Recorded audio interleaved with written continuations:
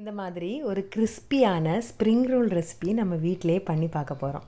அதுக்கு நான் அரை கப் மைதா மாவு எடுத்துக்கிறேன். அதில் கொஞ்சமாக உப்பு சேர்த்து தண்ணி கொஞ்சம் கொஞ்சமாக விட்டு நம்ம இதை பிசைஞ்சு எடுத்துக்கணும். இந்த மாவு வந்து நல்லா சாஃப்டான பதத்தில் இருக்கணும். சப்பாத்திக்கு பிசைகிறது மாதிரி சாஃப்டாக இருக்கணும். நல்லா பிசைஞ்சு எடுத்துக்கோங்க. இது நல்லா பிசைஞ்சு எடுத்ததுக்கப்புறம் ஒரு 15 மினிட்ஸ் இதை நம்ம ரெஸ்ட் பண்ண வச்சுக்கணும். அந்த டைமில் நம்ம ஸ்டஃபிங்க்கு வெஜ்ஜீஸ் எல்லாம் எடுத்துக்கலாம். கேபேஜ், கேரட், பீன்ஸ், அப்புறம் கொஞ்சம் பச்சை மிளகாய் இந்த மாதிரி எடுத்துக்கிறேன் நான். இது வெஜிடபிள் வந்து நம்ம சாய்ஸ் தான். இப்போ கடாய் சூடாயிடுச்சு. எண்ணெய் போட்டு அதில் கொஞ்சம் பூண்டை மட்டும் சதைச்சி போட்டுக்கோங்க. அந்த பூண்டோட ஸ்மெல் வந்து ரொம்ப நல்லாயிருக்கும். இப்போது அதில் வெஜ்ஜீஸ் எல்லாத்தையும் போட்டு நல்லா சாட்டே பண்ணி விட்டுக்கோங்க. இப்போ இதில் தேவையான உப்பையும் போட்டு கொடுத்துக்கோங்க. உப்பு கொஞ்சம் கம்மியாக போடுங்க, ஏன்னா நம்ம கெச்சப்பும் நம்ம சோயா சாஸும் இதில் கொஞ்சம் ஆட் பண்ணுவோம். ஸோ உப்பு கொஞ்சம் கம்மியாக போட்டு கொடுத்துக்கோங்க. இதை நல்லா மிக்ஸ் பண்ணி விடுங்க. இது வந்து ரொம்ப குக் ஆகணும்னு அவசியம் இல்லை, ஒரு கிளாஸியாக இருந்தாலே போதும். இப்போ நம்ம கெச்சப் ஒரு ஸ்பூன் விட்டு கொடுத்துக்கிறேன். சோயா சாஸ் வந்து கொஞ்சமாக ஸ்ப்ரிங்கிள் பண்ணி விட்டாலே போதும். அப்புறம் பெப்பரை போட்டு நம்ம கடைசியில் இந்த மசாலாவை நல்லா கிண்டி இறக்கிற வேண்டியதுதான். இப்போ நம்ம ஸ்டஃபிங் ரெடியாக இருக்குது. இதில் நான் வந்து இன்றைக்கி குக்டு நூடுல்ஸையும் கொஞ்சம் ஆட் பண்ணிக்கிறேன். பட் இது வந்து ஆப்ஷனல் தான், உங்களுக்கு இஷ்டப்பட்டால் நீங்கள் சேர்த்துக்கலாம். ஆனால் இந்த டேஸ்ட் வந்து ரொம்ப யூனிக்காக நல்ல டேஸ்டியாக இருக்கும். அந்த குக்டு நூடுல்ஸையும் நான் அது கூட சேர்த்து நல்லா மிக்ஸ் பண்ணி விட்டுக்கிறேன். இப்போ நம்ம ரெஸ்ட் ஆகிருச்சிருந்ததில் அந்த டோ வந்து நல்லா சாஃப்டாக இருக்குது. அதை நான் இன்னும் ஸ்மூதன் பண்ணிக்கிறேன். இப்போ அதை ஒரு ஈக்குவல் போர்ஷனாக பிரிச்சுக்கிட்டேன். இப்போது 2 பால் நம்ம எடுத்துக்க போகிறோம். 2 பாலை 2 பாலாக தான் நம்ம உருட்டணும். சின்ன சின்ன பால்ஸாக வச்சுக்கோங்க. இது இந்த மாதிரி நல்ல சப்பாத்தி மாதிரி மெலிசாக திரட்டிக்கணும். திரட்டிக்கிட்டு நம்ம ஒன்றுக்கு மேலே ஒன்றை வச்சு திரும்பவும் நம்ம அதை திரட்டுவோம். அதாவது நமக்கு வந்து இந்த லேயர் ரொம்ப மெலிசாக இருக்கணும் அந்த ஷீட்டு. அதுக்காக தான் நம்ம இந்த ப்ராசஸ் பண்ணுறோம். ஸோ இந்த பால்ஸை வந்து 2 சப்பாத்திகளாக இப்போ பண்ணிக்கிட்டேன்ல. இப்போ ஒரு சப்பாத்தி மேலே நீங்கள் நல்லா ஆயிலை விட்டு அதை நல்லா ப்ரஷ் பண்ணி கொடுத்துக்கணும்.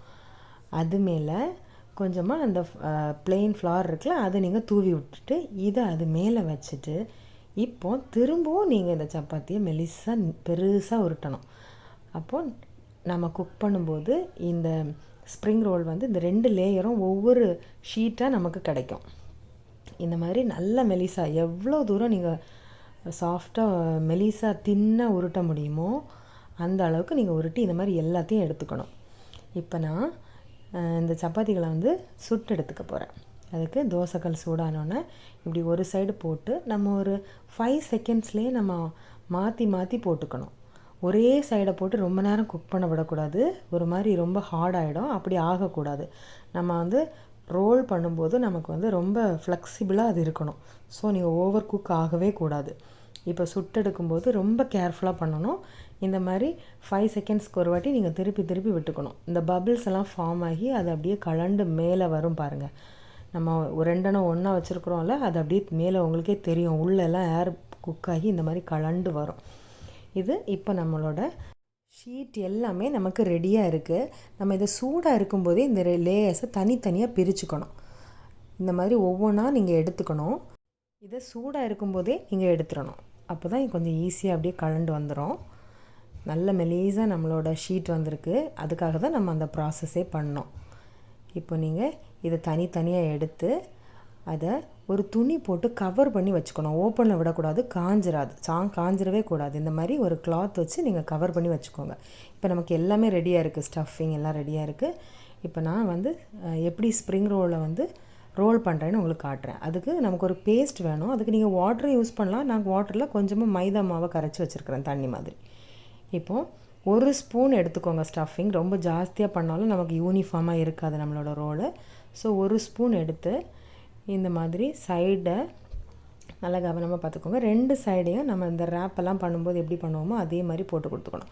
இப்போ இந்த எண்டை நீங்கள் கொஞ்சம் அந்த பேஸ்ட் பண்ணி விட்டுக்கோங்க. இல்லை ஆயிலில் பொரியும் போது ஒழுங்காக இல்லை அப்படின்னா இதெல்லாம் கலண்டு வர நமக்கு சான்ஸ் இருக்குது. ஸோ இந்த ப்ராசஸை வந்து கேர்ஃபுல்லாக நம்ம ஸ்லோவாக பண்ணிக்கணும். இப்படி 2 ஓரங்களையும் நீட்டாக மடித்து விட்டுட்டு இப்போ இந்த எண்டில் அகைன் அந்த பேஸ்ட்டை கொஞ்சம் அப்ளை பண்ணி கொடுத்து திரும்பவும் நீங்கள் நல்லா அதை அப்படியே டக்கின் பண்ணி ரோல் பண்ணி எடுக்கணும். இப்போ திரும்ப இந்த சைடு ஃபுல்லாக அந்த பேஸ்ட்டை வந்து திரும்பவும் அப்ளை பண்ணி கொடுத்து நல்லா சீல் பண்ணி அழகாக ரோல் பண்ணி விட்டுறணும். பார்க்கும்போதே உங்களுக்கு தெரியும் நம்மளோட ஸ்ப்ரிங் ரோல் ரொம்ப அழகாக வந்திருக்கு. இந்த மாதிரி ரோல் பண்ணிக்கணும். இதை இன்னொரு மெத்தட்லேயே செய்யலாம். இது நம்ம இந்த 2 ஓரங்களை மடித்து சென்டரை ரோல் பண்ணோம். இது வந்து ஃபஸ்ட்டு இந்த மாதிரி ரோல் பண்ணி மொத்த ஸ்டஃபிங்கை அப்படி ஒரு எண்டில் இழுத்துட்டு 2 ஓரங்களையும் திரும்ப மடித்து விட்டுக்கணும். அதுக்கும் நீங்கள் பேஸ்ட் அப்ளை பண்ணி கொடுக்கணும். அப்போ தான் ரோல் பண்ணும்போது வெளியே வராது. இந்த எண்டில் நிறையவே அந்த பேஸ்ட் அப்ளை பண்ணிக்கோங்க, இல்லைன்னா அந்த எண்டு பிரிஞ்சிரும் ஆயிலில் போடும்போது. இப்போ நம்மளோட ஷீட்ஸ் எல்லாமே ரெடியாக இருக்குது. ஆனால் இதை எல்லாமே செய்ய போகல. இப்போ நம்ம கொஞ்சம் வந்து இந்த மாதிரி ஏர்டைட் பாக்ஸில் போட்டு வச்சுட்டு ஃப்ரீஸ் பண்ணிட்டோம் அப்படின்னா நமக்கு எப்போ வேணுமோ அப்போ எடுத்து யூஸ் பண்ணிக்கலாம். நம்ம இதை ஒரு 2 வீக்ஸ் கூட நம்ம ஸ்டோர் பண்ணிக்கலாம். இப்போ கடாயில் ஆயில் நல்லா சூடானதும் நான் இதுகளை விட்டு பொரித்து எடுத்துக்க போகிறேன். இதை மீடியம் ஃப்ளேமில் தான் நம்ம பண்ணணும். இப்போ அந்த நுரையெல்லாம் நல்லா அடங்கிடுச்சு. நம்மளோட ஸ்ப்ரிங் ரோல் ரெடி ஆகிடுச்சு. பாருங்கள், கிறிஸ்பியான அழகாக ஸ்ப்ரிங் ரோல் நம்ம வீட்டிலே பண்ணிட்டோம். ரொம்ப ஈஸி தான், இது இன்ட்ரெஸ்டிங்கான வேலை தான். பாருங்கள், உடச்சி விட்டால் அவ்வளோ நம்ம ஸ்டஃபிங்கெல்லாம் ரொம்ப டேஸ்டியாக இருக்கும். கண்டிப்பாக இதை ட்ரை பண்ணி பாருங்கள் வீட்டில்.